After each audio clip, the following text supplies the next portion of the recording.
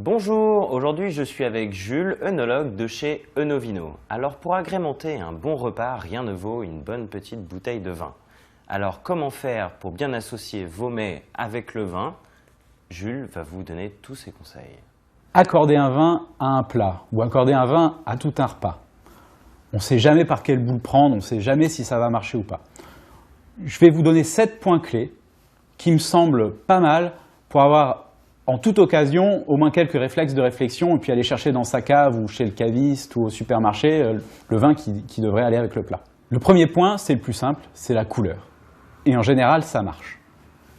Plat sur des teintes blanches ou jaunes, comme du poisson, des crèmes, vous mettez un vin blanc.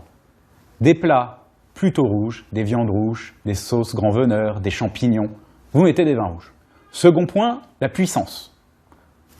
Plus votre plat est puissant, odorant, riche en goût, plus le vin qui va l'accompagner va devoir être puissant. Inutile sur un plat très épicé, très riche, de mettre un vin un peu discret, il va être effacé, autant mettre de l'eau. Il faut arriver à avoir un vin très expressif sur un plat très expressif. Troisième point, marier les semblables, notamment la fraîcheur par exemple. Essayez de jouer sur la similitude de saveurs.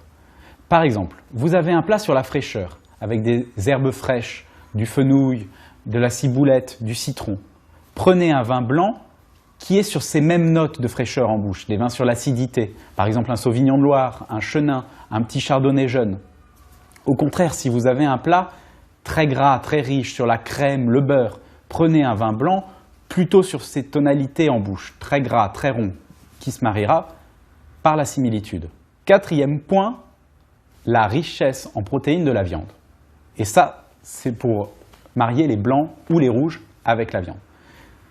Il faut revenir au goût du vin. Les vins rouges sont composés de tanins, et ces tanins viennent sécher la bouche. Et plus les vins sont tanniques, plus ils sont séchants. Ces tanins, pour que le vin paraisse agréable, il va falloir les absorber. Et c'est le rôle de la cuisine, justement. Et la viande est plus ou moins riche en protéines, et c'est ces protéines qui vont gommer l'effet séchant des tanins. Plus vous avez une viande riche, onctueuse, juteuse, avec du gras intérieur, plus vous allez pouvoir absorber les tanins.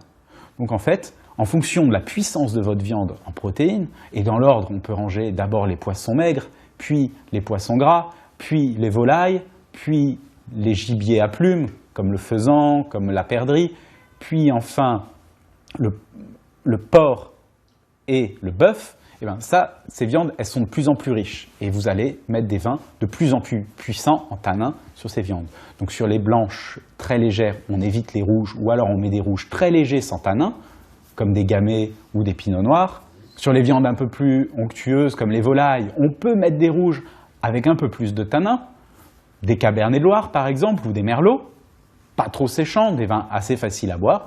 Et sur les viandes très riches, par exemple, une belle entrecôte de bœuf, et bien là, on peut y aller avec une belle bouteille bien tannique, un bon Bordeaux, un bon Languedoc, qui se fera absorber tout son côté séchant par le gras de la viande.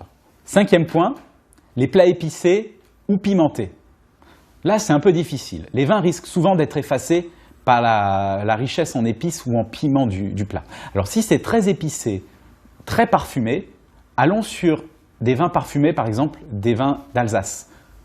Des Gewürztraminer secs, des muscats, ça va très bien avec la cuisine asiatique, avec ces plats thaïlandais très parfumés.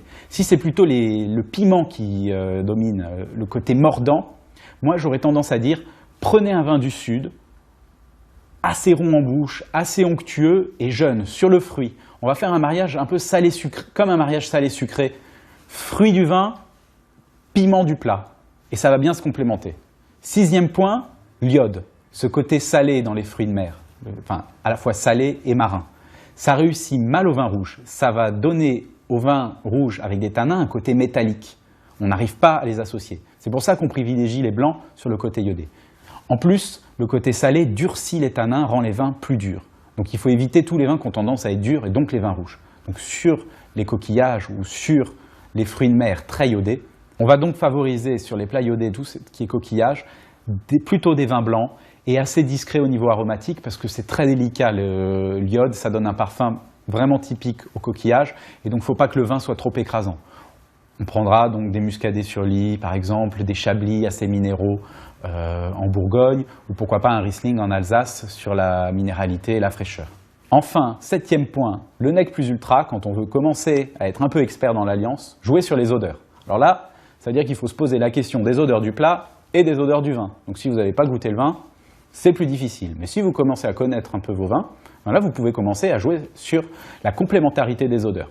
Je pense particulièrement au bois, le goût boisé dans les bouteilles. C'est apporté par des barriques qui ont été chauffées, grillées.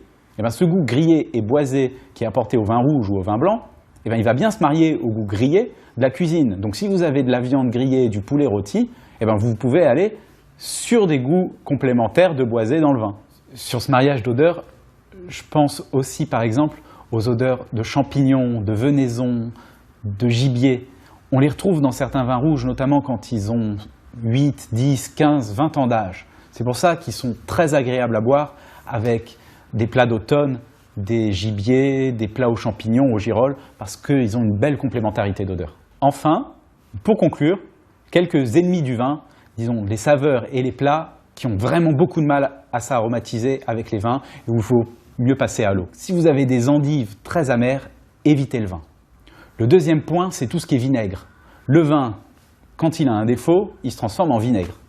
Si vous mettez du vinaigre, pas du vinaigre balsamique, mais du vinaigre de vin très acide, très piquant, sur une petite salade par exemple, et bien le vin que vous allez servir avec, il aura tendance à prendre un peu ce goût de vinaigre. Et donc du coup, le vinaigre va fusiller le goût du vin.